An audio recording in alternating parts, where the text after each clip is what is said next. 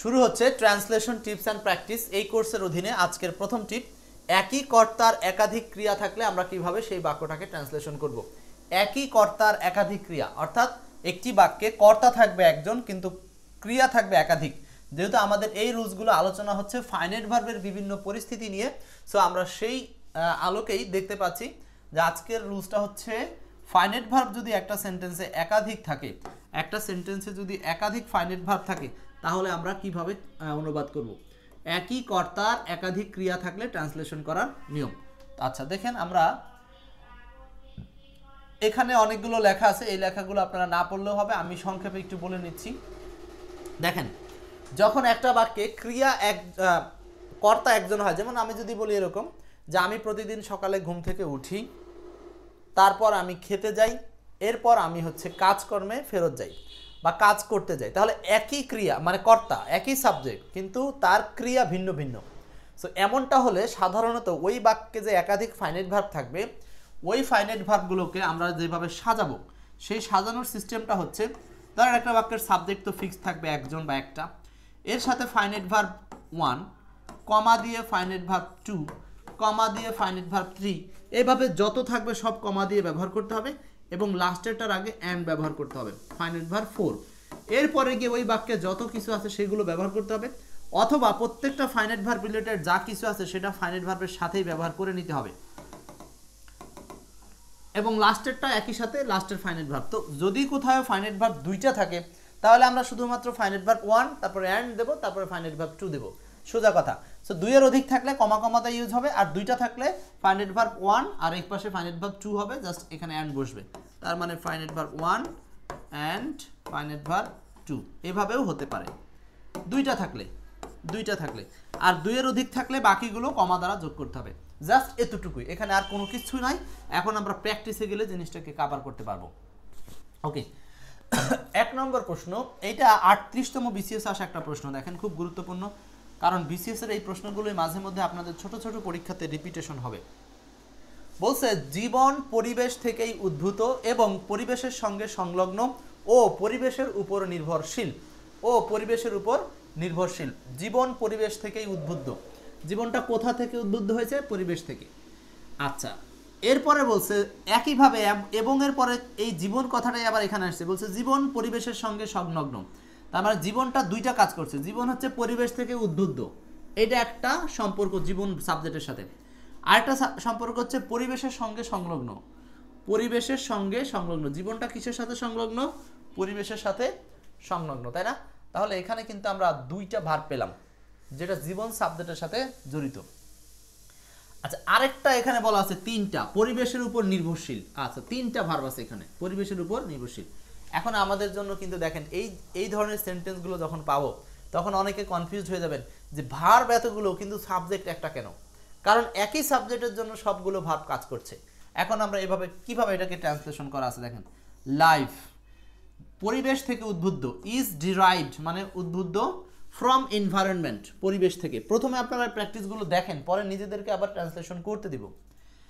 আচ্ছা, and associate with environment, এবং এটা কিসের সাথে জড়িত? পরিবেশের সাথে জড়িত। অ্যান্ড ডিপেন্ডেন্ট অন ইট, এবং এটার উপর নির্ভরশীল। এইখানে দেখেন এই সেন্টেন্সটাতে এখানে অ্যান্ডের প্রয়োজন নাই, এখানে শুধু কমা ব্যবহার করলেই হবে, কমা দিলেই হবে। Life is derived from environment, associated with environment and dependent on it. এখন প্রশ্ন হলো এইখানে বাকিগুলো ভার্ব কোথায় আছে? মনে রাখতে হবে যদি তিনটা ভার্বেরই অক্সিলারি ভার্বটা একই হয়, সেক্ষেত্রে এই অক্সিলারি ভার্বটাও উজ্জ্ব থাকবে। এই ইজ কথাটা এখানে ছিল যেটা উজ্জ্ব আছে অ্যাসোসিয়েটের আগে, এইখানে ডিপেন্ডেন্টের আগে ইজ ছিল সেটা উজ্জ্ব আছে। কেন? কারণ হচ্ছে যখন আপনার ভার্বও সেম হয় তিনটা অপশনের জন্য, তখন এই অক্সিলারি ভার্বটাও তখন উজ্জ্ব রাখতে হয়। এটা সবগুলো প্যাসিভ মোডে আছে, is derived, is associated, is dependent. বুঝতে পারছেন? তার মানে একটা সেন্টেন্সে তিনটা ফাইনাইট ভার্ব, তিনটাই প্যাসিভ মোডে আছে এবং প্রত্যেকটার ক্ষেত্রেই ইজ আছে, যেই কারণে ইজ একবার ব্যবহার করা হয়েছে, বাকিগুলোর ক্ষেত্রে আর ব্যবহার করা হয়নি। তাহলে আমরা আরেকটা জিনিস শিখলাম, সেটা হচ্ছে ফাইনাইট ভার্ব যদি আবার কখনো প্যাসিভ মোড হয় এবং প্যাসিভ মোডের অক্সিলারি ভার্ব বা be verb, am is are was were তিনটার জন্য একই হয়, তখন শুধু প্রথমটাতে আমরা অক্সিলারি ভার্বটা দেব আর পরেরগুলোতে অক্সিলারি ভার্ব ব্যবহার করব না। পরেরগুলোতে শুধুমাত্র এই যে অক্সিলারি পরে যে অ্যাডজেক্টিভ বা পার্টিসিপলটা থাকে বা যেটাকে আমরা অনেক সময় মেইন ভার্ব বলি সেইটাকে ব্যবহার করলেই হয়ে গেছে। ক্লিয়ার? এই হচ্ছে আমাদের মূল রুল ছিল। এখন এই প্রশ্নের ক্ষেত্রে একটা বিষয় সতর্কতা বলি, যেহেতু এই বাক্যে এখানে বাংলায় কমা ইউজ করেনি বরং এবং দিয়েছে, সেই কারণে আমরা এখানে এবংটাকে রাখলেও রাখতে পারি, না রাখা কোনো মানে না রাখলেও সমস্যা নাই, রাখলেও সমস্যা নাই। মূলত এই ওটা কিন্তু আরেকটা এবং এর মতোই কাজ করছে। এখন যদি মনে করেন যে না এইটুক একটা এবং এর পাশ আর এবং এর জন্য এইটুক আরেকটা পাশ, এটাও চিন্তা করতে পারেন। মানে এখানে যদি মনে করি যে দুইটা বিষয় আছে, পরিবেশের সাথে সংলগ্ন, পরিবেশের উপর নির্ভরশীল, মানে এখানে পরিবেশের উপর সংলগ্ন ও নির্ভরশীল, এখানে যদি পুনরায় এই কথাটা না থাকতো পরিবেশের উপর, একটা হলো পরিবেশের সঙ্গে আরেকটা হলো পরিবেশের উপর, এই জন্য দুইভাবে আলাদা করে দেওয়া হয়েছে। সো আমরা প্রথমত একটা উদাহরণ বিশ্লেষণ করলাম, এখানে আর না পেঁচাই, আমরা পরের আরেকটা উদাহরণে গিয়ে কথা বলি। পিতা সংসারের খরচ চালান, সন্তানদের পড়াশোনা করান এবং সমাজসেবায় অংশ নেন। তিনটার সাবজেক্ট কিন্তু একই, তিনটার সাবজেক্ট একই। সাবজেক্ট কে? পিতা। পিতা কি করে? খরচ চালান, এটা একটা ফাইনাইট ভার্ব। সন্তানদের পড়াশোনা করান, এটা একটা ফাইনাইট ভার্ব। এবং সমাজসেবায় অংশ নেন, এটা একটা ফাইনাইট ভার্ব। তিনটা ফাইনাইট ভার্ব, কিন্তু সাবজেক্টের সংখ্যা একটা, একই সাবজেক্ট তিনটা কাজ করছে। এখন প্রত্যেকটা ফাইনাইট ভার্ব আমরা ব্যবহার করব এবং ফাইনাইট ভার্বের সাথে যা যা প্রয়োজনীয় সেগুলো ব্যবহার করে ফেলব। দেখেন, দ্য ফাদার, এইটুকু হলো সাবজেক্ট। ম্যানেজেস, এই যে সংসারে খরচ চালান, এইটাই হচ্ছে ম্যানেজ কথাটা ব্যবহার করা হচ্ছে। ম্যানেজেস হাউস হোল্ড এক্সপেন্সেস, মানে পরিবারের খরচ চালান। তার মানে গঠনটা কিভাবে হয়েছে? Subject plus finite verb 1, subject plus finite verb 1, এবং এই ফাইনাইট ভার্ব 1 এর সাথে ডট ডট, মানে অতিরিক্ত যা ছিল সংসারের খরচ। তার মানে father manages house hold expenses, manage মানে চালানো বা ব্যবস্থা করা, সেখান থেকে এটা আসছে। তারপরে এখানে কমা ব্যবহার করা আছে, এই যে কমা দেখতে পাচ্ছি, কমা ব্যবহার করা আছে, কমা। এর পরের অংশে সন্তানদের পড়াশোনা করান, এই যে এডুকেটস হিজ চিলড্রেন, এডুকেটস আরেকটা ফাইনাইট ভার্ব, ফাইনাইট ভার্ব 2। কাদেরকে পড়াশোনা করান? সন্তানকে। এটা হচ্ছে এই ভার্বের অবজেক্ট। সো এই ভার্বের অবজেক্টের পজিশনেই আমরা এই অবজেক্টটা বসিয়ে ফেলি, হিজ চিলড্রেন অবজেক্টটা বসালাম। আচ্ছা, এরপরে 3 নাম্বার লাস্টেরটা যেটা ভার্ব, সেখানে আনা হচ্ছে অ্যান্ড দিয়ে finite verb 3 dot dot. Finite verb 3 হচ্ছে সমাজ সেবায় অংশ নেন। অংশ নেওয়ার ইংরেজি কি? তাহলে আমরা ছিলাম প্রশ্ন 2 এর আনসার আমরা অলরেডি করেছি। ক্লিয়ার? আচ্ছা, এরপরে আসি আমরা 2 নাম্বারটা তাহলে বুঝতে পারছি। এখন যাই পরের প্রশ্নে যাই, আমরা 3 নাম্বার প্রশ্ন যাই। এটা আপনারা ট্রান্সলেশন করবেন, লিখবেন শিক্ষার্থীরা গ্রুপে আলোচনা করে, সমস্যা সমাধান করে এবং উপস্থাপনার প্রস্তুতি নেয়। মানে এখানে 3টা বিষয় আছে, 3টা বিষয় আছে এখানে। এই যে শিক্ষার্থীরা গ্রুপে আলোচনা করে একটা ভার্ব, সমস্যা সমাধান করে আরেকটা ভার্ব, এবং উপস্থাপনার প্রস্তুতি নেয় আরেকটা ভার্ব। 3টা ভার্ব, কিন্তু 3টা ভার্ব হলো এখানে সাবজেক্ট কয়টা? একটাই সাবজেক্ট, সেটা হচ্ছে শিক্ষার্থীরা। শিক্ষার্থীরা একটাই সাবজেক্ট। তাহলে এটাকে আমরা কিভাবে ট্রান্সলেশন করব? একটাই সাবজেক্ট এখানে, শিক্ষার্থীরা। The student discuss in group, the students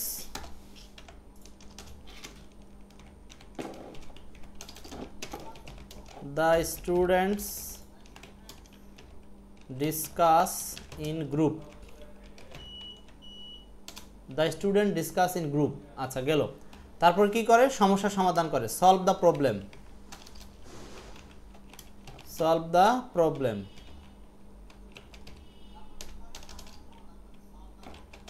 solve the problem, এবং লাস্টেরটা হচ্ছে এবং উপস্থাপনায় অংশ নেয়, অ্যান্ড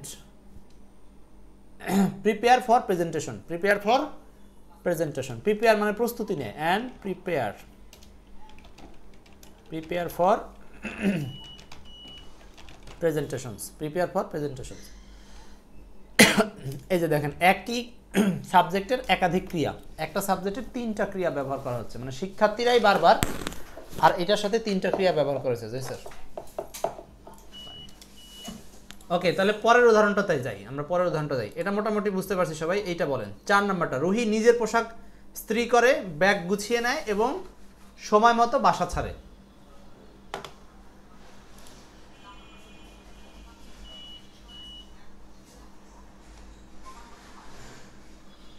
হামিদুর রহমান লিখছেন the people discuss in group solve the problems and prepare the presentations. Okay, 4 নাম্বারটা বলেন। 4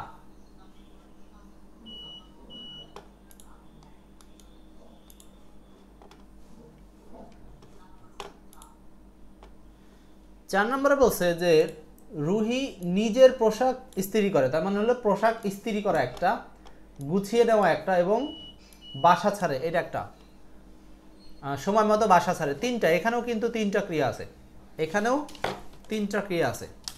সো এটা কি হবে ট্রান্সলেশন? রুহি, প্রথমত সাবজেক্ট হচ্ছে রুহি,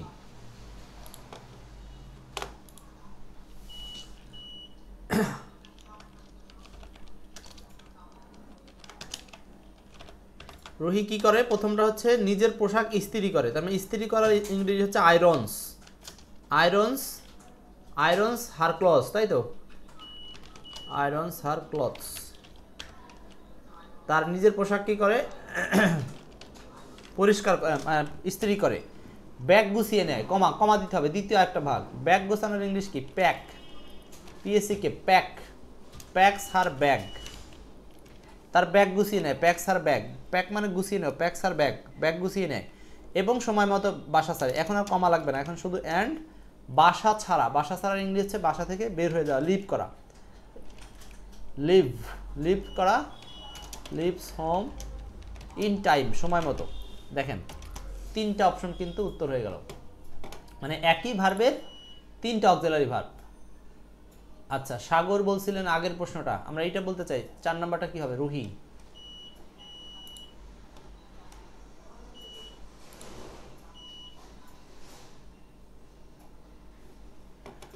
রুহি নিজের পোশাক ইস্ত্রি করে, ব্যাগ গুছিয়ে নেয় এবং সময় মতো বাসা ছাড়ে। হয়ে গেছে?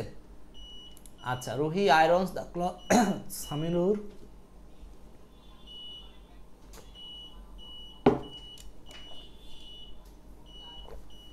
ওকে, এরপর আসেন।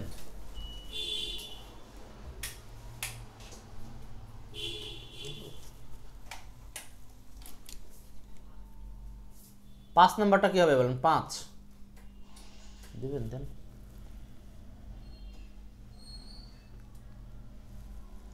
সে পরীক্ষার জন্য পড়াশোনা করে, নোট তৈরি করে এবং নিজের ভুলগুলো শুধরায়। এই 5 নাম্বারটা বলেন কি হবে? সে পরীক্ষার জন্য পড়াশোনা করে, নোট তৈরি করে এবং নিজের জন্য ভুল শুধরায়।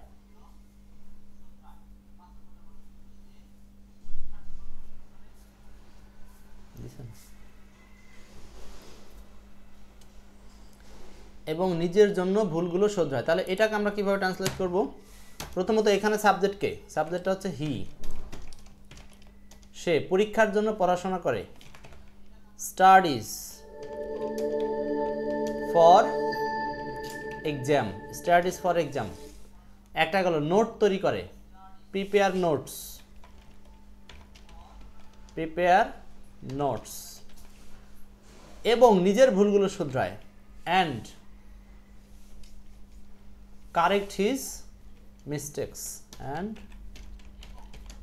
Correct his mistakes. এখানে ওন দিলেও হবে, কারেক্ট হিজ ওন মিস্টেক, এবং সে তার নিজের ভুলগুলো শুধরায়। লিখতেছেন সবাই?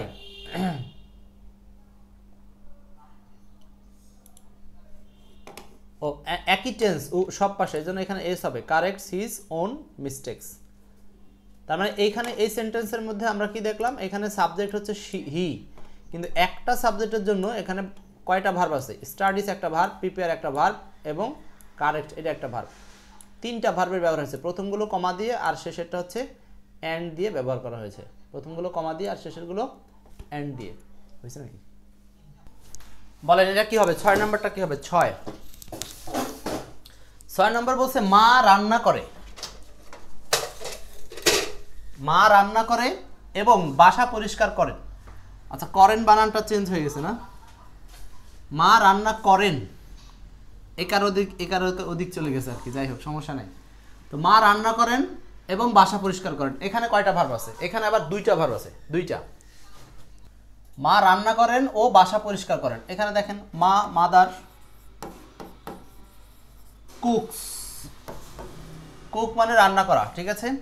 And clean the house, and clean the house, এবং বাসা পরিষ্কার করেন। মা রান্না করেন এবং বাসা পরিষ্কার করেন, ঠিক আছে।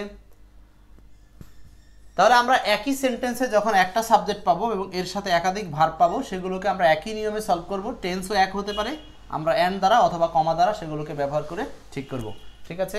Thanks for watching this rules. এগুলো প্র্যাকটিস করবেন, শেয়ার করবেন। আরও জানার জন্য আপনারা 9 কোড অফ ট্রান্সলেশন বইটা পড়বেন।